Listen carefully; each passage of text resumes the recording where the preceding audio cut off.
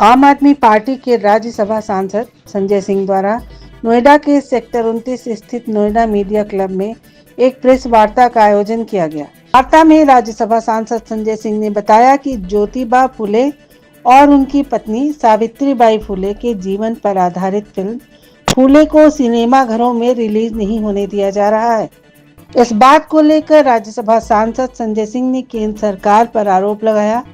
कहा कि दलित, शोषित, वंचित और पिछड़े वर्गों के लिए संघर्षमय जीवन बिताने वाले ज्योतिबा फुले और सावित्रीबाई फुले के जीवन पर आधारित इस फिल्म फुले को केंद्र सरकार के इशारों पर रिलीज नहीं किया जा रहा। यह बात सरासर गलत है। 11 अप्रैल को फिल्म को रिलीज किया जाना था, इसे लगातार टाला जा रहा है। उनकी मांग है कि फिल्म में दिखाए सभी दृश्यों को बिना काट छांट किए सिनेमा घरों में रिलीज किया जाए। इस दौरान संजय सिंह ने बताया कि केंद्र सरकार द्वारा फुले फिल्म पर रोक लगाए जाने के विरोध में आगामी 21 अप्रैल सोमवार को आम आदमी पार्टी उत्तर प्रदेश के हर जिला पर अपने स्तर से प्रदर्शन करेगी। अपील की जाएगी कि ज्योतिबा फुले और सावित्रीबाई फुले के संघर्षमय जीवन पर आधारित फिल्म फुले को जल्द से जल्द सिनेमा घरों में रिलीज किया जाए। संजय सिंह ने दिल्ली सरकार को भी घेरने की कोशिश की। उन्होंने कहा कि 2 महीने पहले दिल्ली की जनता ने जनादेश दिया और उनकी पार्टी को हार का सामना करना पड़ा। वहीं भारतीय जनता पार्टी की सरकार बनी, 2 महीने में लोगों के बच्चों की स्कूल की फीस बढ़ चुकी है। दिल्ली की जनता बेहाल हो चुकी है। अब दिल्ली की जनता से ही पूछना है कि उनकी सरकार उनके लिए क्या कर रही है। प्रेस वार्ता के दौरान आम आदमी पार्टी के राज्यसभा सांसद संजय सिंह के साथ महासचिव कैलाश शर्मा, दिल्ली विधानसभा के मुख्य सचेतक दिलीप पांडे, यूथ विंग के अध्यक्ष पंकज अवाना, गौतम बुद्ध नगर के अध्यक्ष राकेश अवाना मौजूद रहे। नोएडा की पत्रकार वार्ता में हमारे साथ कैलाश शर्मा जी हैं, जो हमारे महासचिव हैं, अशोक कमांडो जी किसान प्रकोष्ठ के प्रदेश अध्यक्ष हैं, पंकज अवाना जी यूथ विंग के हमारे प्रदेश के अध्यक्ष हैं, दिलीप पांडे जी हैं, मुख्य सचेतक रहे दिल्ली विधानसभा के, हमारे राकेश अवाना जी हैं जो जिला अध्यक्ष हैं। आज पूरे प्रदेश को हम लोग एक संदेश देना चाहते हैं। जो ज्योतिबा फुले जी और सावित्रीबाई फुले जी के जीवन पर, उनके संघर्षशील जीवन पर एक फिल्म बनाई गई है फुले, उस पर मोदी सरकार के द्वारा रोक लगाई गई है। आने वाली 21 तारीख को सोमवार को 21 अप्रैल को पूरे प्रदेश में आम आदमी पार्टी धरना प्रदर्शन आंदोलन करेगी और फुले फिल्म पर रोक लगाए जाने का विरोध करेगी। मोदी सरकार के खिलाफ आंदोलन करके उनको ज्ञापन देने का काम करेगी। इस फिल्म में वो तमाम कठिनाइयां और दुश्वारियां दिखाई गई हैं जो सावित्रीबाई फुले जी ने और ज्योतिबा फुले जी ने अपने जीवन में बर्दाश्त किया। उन्होंने वंचित समाज को शिक्षा देने के लिए, दलित समाज को शिक्षा देने के लिए जो संघर्ष किया और यातनाएं झेली, उसके ऊपर आधारित ये फिल्म है।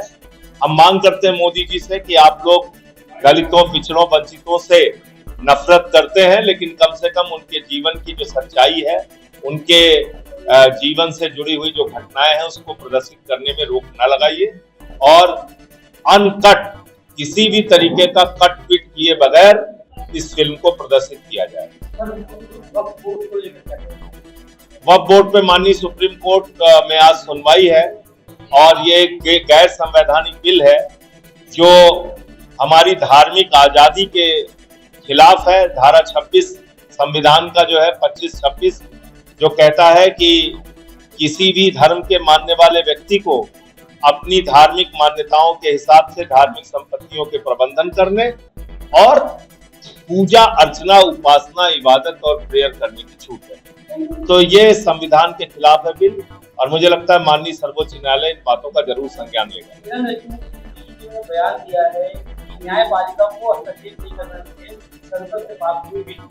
अरे वो न्यायाधीश थोड़ी है, न्यायाधीश का काम है कोई भी बिल पास हो रहा है तो वो संविधान के अनुरूप है या संविधान के खिलाफ है, इसको देखें। और ऐसे कई बिल पास किए हैं पार्लियामेंट ने जिस पर सुप्रीम कोर्ट ने रोक लगाई है और परिवर्तन किया है। पहले पश्चिम बंगाल के दंगे पर मुझे पूरा यकीन है कि ममता बनर्जी जी एक सक्षम और योग्य मुख्यमंत्री हैं और वो निश्चित रूप से वहां की स्थिति को जल्दी सामान्य कर ली। दूसरा बात जो दंगे हो गए उसके बाद में क्या कहेंगे? मैडम वही बताया, यही बोला, अभी बोला तो बोल दिया।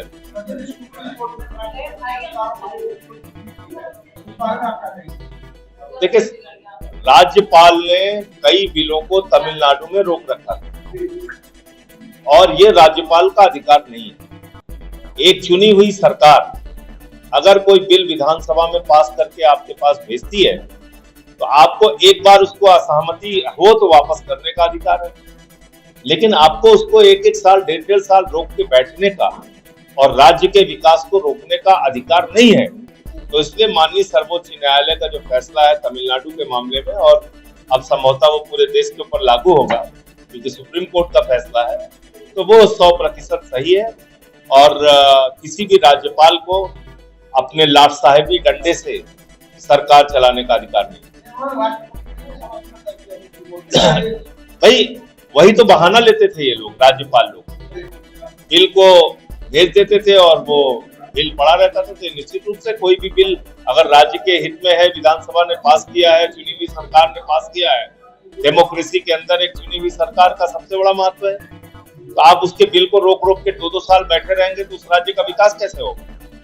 पत्रकार बंधुओं का क्या कहना है वो तो मुझे नहीं मालूम, लेकिन 2 महीने हो चुके हैं भारतीय जनता पार्टी की सरकार बने हुए और दिल्ली की जनता को किस तरह से दुश्वारियां उठानी पड़ रही है जाके आप देखिए। 6-6, 7-7 घंटे बिजली की कटौती हो रही है, स्कूलों में फीस बढ़ गई जो 10 साल से नहीं बढ़ी थी, ऑटो वालों के ऊपर फीस बढ़ा दी गई, मोहल्ला क्लिनिक बंद किए जा रहे हैं, बसों में अब कागज मांगा जाता है तब उनको बस की फ्री यात्रा करने की छूट है। तो इसलिए दिल्ली की जनता से जाके आप इसका, हमको तो जो उन्होंने जनादेश दिया हम सर झुका के उसको स्वीकार करते हैं। उनके मन में कोई भी गुस्सा हमारे खिलाफ रहा होगा जिसके कारण हमें हराया, हम उस हार को मानते हैं। लोकतंत्र में राजा तो आखिरकार जनता ही होती है, उसने जो फैसला हमें दिया हम सिर झुका के स्वीकार करते हैं। लेकिन 2 महीने में दिल्ली की हालत क्या है ये पत्रकार बंधुओं को और दिल्ली की जनता को भी समझ में आ रहा है, दिखाई पड़ रहा है।